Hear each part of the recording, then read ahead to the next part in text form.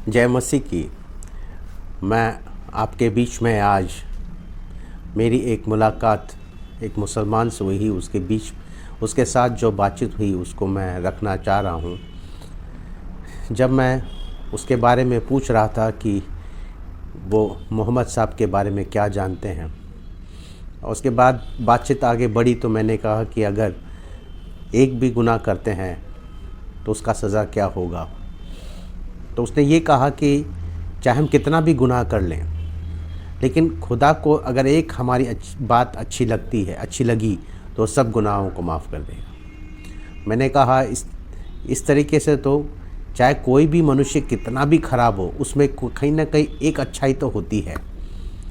खुदा को पसंद आने वाली बात मतलब खुदा जो चाहता है वो काम हम करें, और कोई भी इंसान चाहे कितना भी ख़राब हो, कहीं ना कहीं कोई अच्छा भला काम करता है वो जो उसको खुदा को पसंद होगा।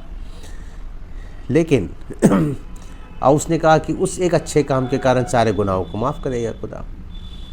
लेकिन उस भाई को इस बात को समझने में थोड़ा तकलीफ़ हो रहा था कि या वो उस बात से वो अनजान थे, या उस बात को उन्होंने नज़रअंदाज किया कि कैसे आदम अलैहिस्सलाम को खुदा ने एक गुनाह के खातिर बगीचे से बेदखल कर दिया। तो इतने सारे गुनाहों को खुदा माफ़ करेगा केवल एक अच्छा बात पसंद आए, तो ये बात हमें नहीं समझ में आ रहा है। क्योंकि खुदा के लिए एक गुनाह बहुत है, हमारा एक गुनाह बहुत है कि हमें वो जन्नत से बेदखल कर दें या हमें स्वीकार ना करें।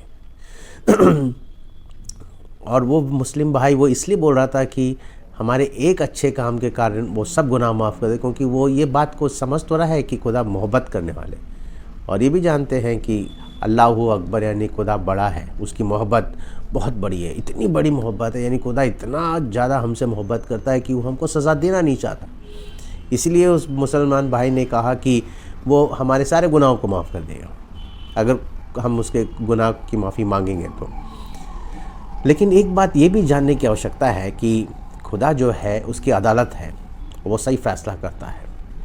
और क़यामत के दिन एक दिन सब मुर्दे ज़िंदा होंगे, सबको उसकी अदालत में पेश होना पड़ेगा, और उस दिन वो सही फ़ैसला करेगा। और हम सब जानते हैं कि हमने कहीं ना कहीं कोई ना कोई गुनाह किया है, बहुत सारे गुनाह किया है। लिखा भी है सब ने गुनाह किया और खुदा के जलाल से महरूम है। तो हम गुनहगार हैं। अगर हम गुनहगार हैं तो वो खुदा जो है सही का फ़ैसला करने वाला, वो हमें कभी बेगुनाह नहीं ठहराएगा। और बेगुनाह नहीं ठहराया मतलब कि हम दोषी ठहराए जाएंगे। दोषी मतलब हमें सज़ा मिलेगी। और खुदा जो बड़ा है, जो उसका सज़ा जो है बहुत बड़ी सज़ा है, और बड़ी सज़ा ये है कि हमेशा के लिए दोज़ख में। खुदा का सही फ़ैसला है, लेकिन खुदा मोहब्बत करना चाहता है। वो इतना मोहब्बत करता है कि वो हमें सज़ा देना नहीं चाहता, लेकिन वही खुदा जो है उसको सही फ़ैसला भी करना है। और हम सब गुनहगार हैं, हम दोषी हैं, हमें सज़ा मिलनी है, वो भी दोज़ख हमेशा के लिए। और ये बड़ा ख़तरनाक बात है, मजाक नहीं है। दोज़ख मतलब हमेशा के लिए खुदा से दूर।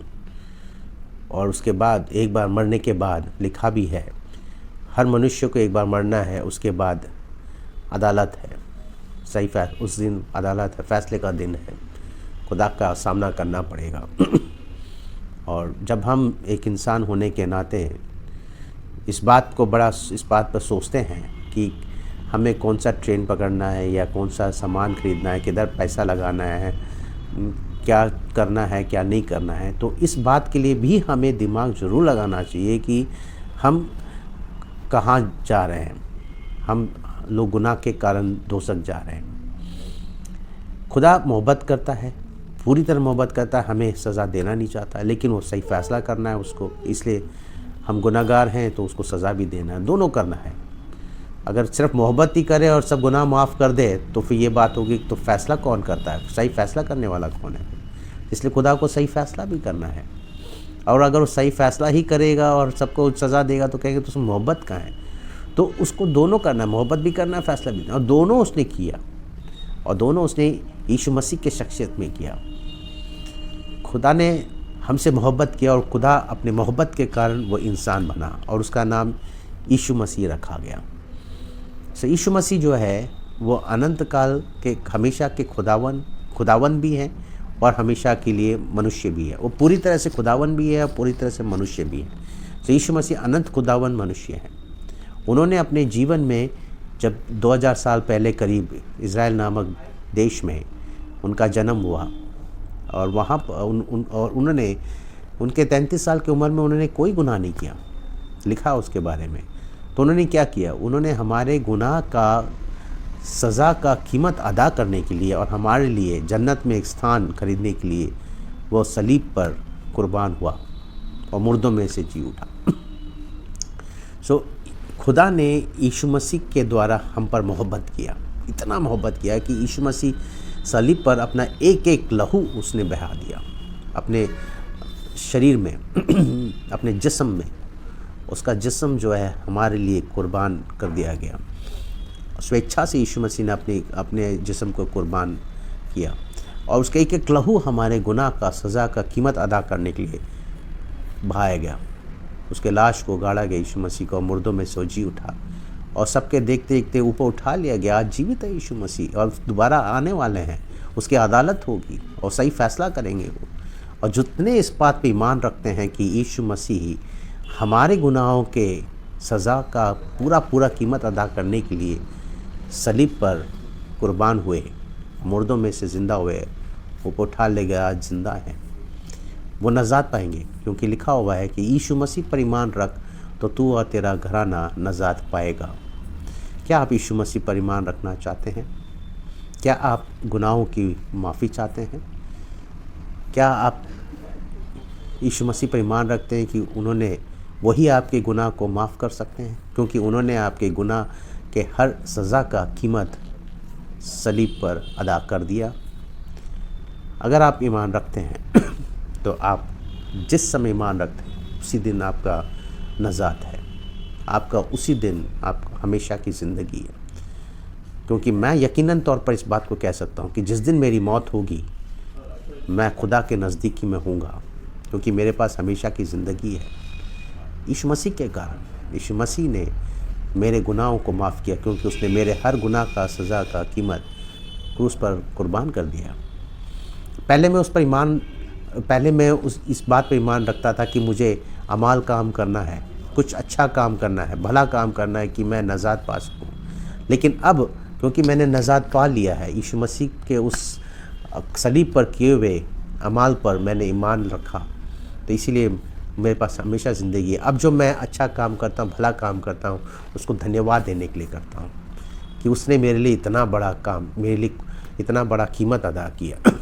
मैं आज भला काम इसलिए करता हूँ उसको धन्यवाद देने के लिए। यीशु मसीह ने मेरे गुनाहों को माफ़ किया है कि मैं भला काम कर सकूँ, उसके नाम के जलाल के लिए मैं काम कर सकूँ। सो आज मैं आपके सामने इस बात को एक प्रश्न पर खुदा आपसे प्रश्न पूछ रहा है, क्या आप नजात पाना चाहते हैं? क्या आप गुनाह की माफ़ी पाना चाहते हैं? क्या आप ईमान रखते हैं कि यीशु मसीह ही गुनाहों की माफ़ी देंगे? क्योंकि उन्होंने ही आपके हर गुनाह के सज़ा की पूरी कीमत सलीब पर दे दी है। अगर आप ऐसा करते हैं तो आप नजात पाएंगे, गुनाह की माफ़ी पाएंगे, हमेशा की ज़िंदगी पाएंगे। क्योंकि लिखा है कि ईमान के वसीले से, ईमान के मार्फत, उसके फजल के वसीले से हम नजात पाते हैं। सो आप यीशु मसीह पर ईमान रखिए, जैसे मैंने रखा, मैंने नजात पाया, आप भी नजात पाइए और खुदा के खादिम हो जाइए।